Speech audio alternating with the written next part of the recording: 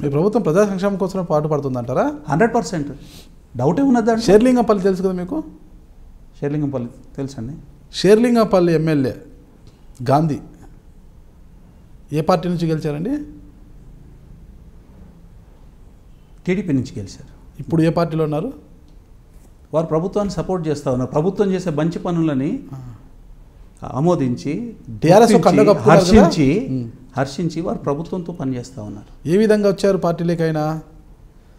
షేర్లింగంపల్లిలో ఎన్నికల ముందు వరకు కూడా అయ్యప్ప సొసైటీ ద్వారా భూ ఆక్రమణలు జరిగి నిర్మాణాలు జరుగుతుంటే అక్కడ గాంధీ గెలిస్తే ఆ తరువాత కేసీఆర్ గారు వారిని బెదిరించడానికి కొన్ని నిర్మాణాలను జేసీబీతో కూల్చివేస్తే వాటిని కాపాడుకోవడానికి గాంధీ గారు టీఆర్ఎస్లోకి వచ్చారు. ఆ తరువాత అయ్యప్ప సొసైటీ అక్రమాలను నిరాధారమైన ఆరోపణది.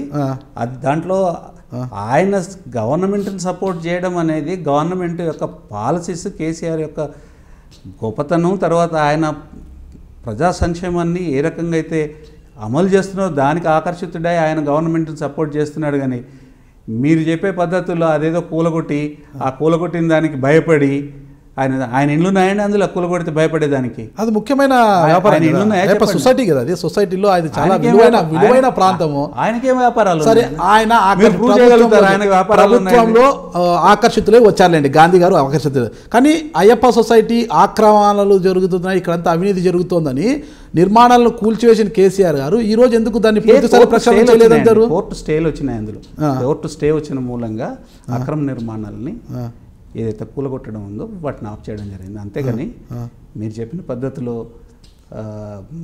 ఆయన గాంధీ గారి బిల్డింగ్లు ఉన్నాయండి, భలే ఉన్నారు. లేదు అది కరెక్ట్ కాదు, సహేతుకంగా ఉండాలి. ఏదైనా తెలంగాణ ప్రభుత్వం పూర్తిగా ప్రజా సంక్షేమం కోసమే పాటుపడుతుంది.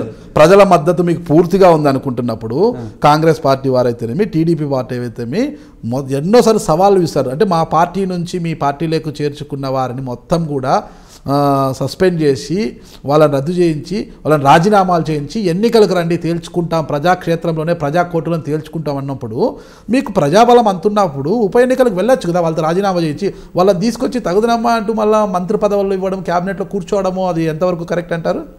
క్యాబినెట్లో మంత్రి పదవి ఇవ్వడానికి తర్వాత పార్టీ నుంచి గెలవడానికి సంబంధం లేదండి. అంతేనంటారా? మీరు నెహ్రూ గారి గవర్నమెంట్ నుంచి తీసుకోండి, అంబేద్కర్ గారు కూడా మంత్రిగా ఉన్నారు, దీన్ దయాళ్ ఉపాధ్యాయ గారు కూడా మంత్రిగా ఉన్నారు.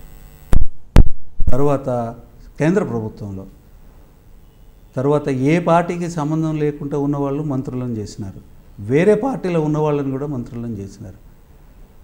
మంత్రిగా ఉండేదానికోసము అధికార పార్టీలో ఎమ్మెల్యేగా ఉండాల్సిన అవసరం లేదనేది రాజ్యాంగ సూత్రం. ఏ పార్టీ లేకుండా స్వతంత్ర అభ్యర్థిగా గెలిచినప్పుడు కావాలంటే ప్రభుత్వంలో ఉండొచ్చు. పార్టీ నుంచి గెలిచిన ఒక ప్రభుత్వ గుర్తింపుతో గెలిచినప్పుడు, ఒక ప్రభుత్వ బీఫామ్, ఒక పార్టీ బీఫామ్ తో గెలిచినప్పుడు విప్ ఉంటుంది కదా. విప్ కాదు, మీకు అట్లాంటి ప్రతిబంధకం లేదు, లేదా ఆ ప్రతిబంధకం లేదు.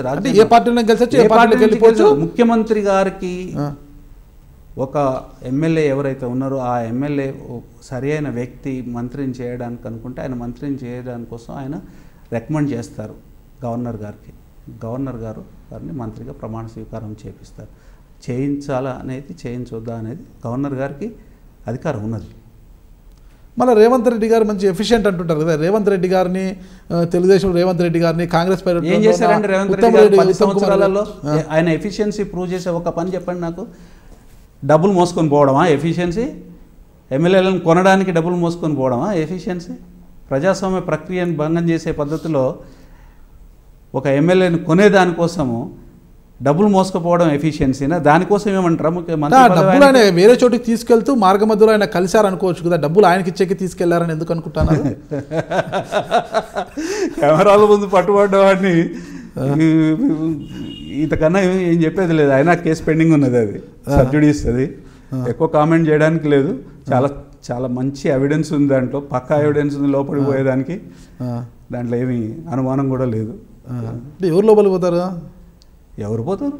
తప్పు చేసినవాడు రేవంత్ రెడ్డి గారు పోతారా, చంద్రబాబు నాయుడు గారు పోతారా? చేసినవాడు పోతాడు, ఖచ్చితంగా తప్పు చేసినవాడు ఖచ్చితంగా పోతాడు. మంచి కేసు అది. ఆ కేసులో అసలుకి సాక్ష్యాలు లేవు, ఆధారాలు లేవు, సాక్ష్యాలు నిరాధారమైన కేసు అది. దాని గురించి పెద్ద ఆలోచించాల్సిన అవసరం లేదు. రేవంత్ రెడ్డి గారు గట్టిగా చెప్తున్నారు. టేపులు ఉన్నాయి, ఫోరెన్సిక్ రిపోర్ట్స్ ఉన్నాయి, చాలా పకడ్బందీ ఎవిడెన్స్ ఉన్నది దాంట్లో. మంచిగా ఉంది కేసు, కేసుకి ఏమి ఇబ్బంది లేదు.